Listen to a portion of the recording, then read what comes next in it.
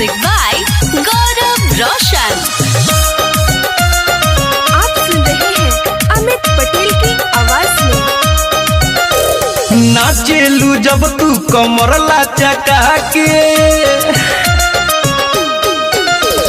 नाचेलू जब तू कमर लचका के, लइका तो लइका ह बुढ़बो भीता के, जब ओढ़नी कमर में से कसेली रे छौड़ी जब हंसेली रे, दिल में पटेल जी के धसेली रे।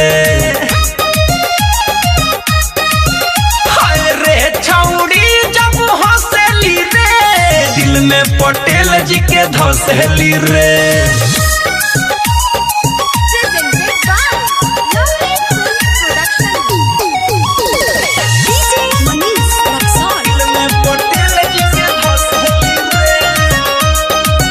और हमारे से कर ले मोहब्बत के साटा, चाही तो बोल लिख दी 2-4 काठा। कारे बिगहवा लिख दी का?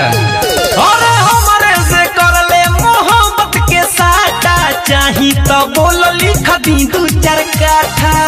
कौन टोला मोहल्ला में बसेली रे छौड़ी जब हंसेली रे, दिल में पटेल जी के धसेली रे।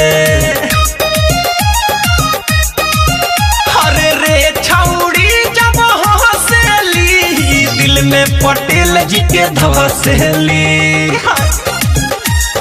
दिल में पटेल जी के धसेली रे। आप सुन रहे हैं अमित पटेल की आवाज में। छुए दे हमरो के आपन तेना भी, धर हईले जो बलर के चाबी। वो तो फॉर्च्यूनर भी लगा है।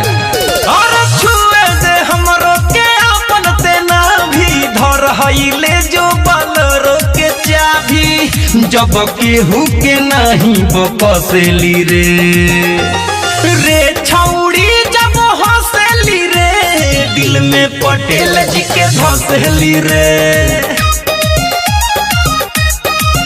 हाय रे छौड़ी जब हंसेली रे, दिल में पटेल जी के धसेली रे।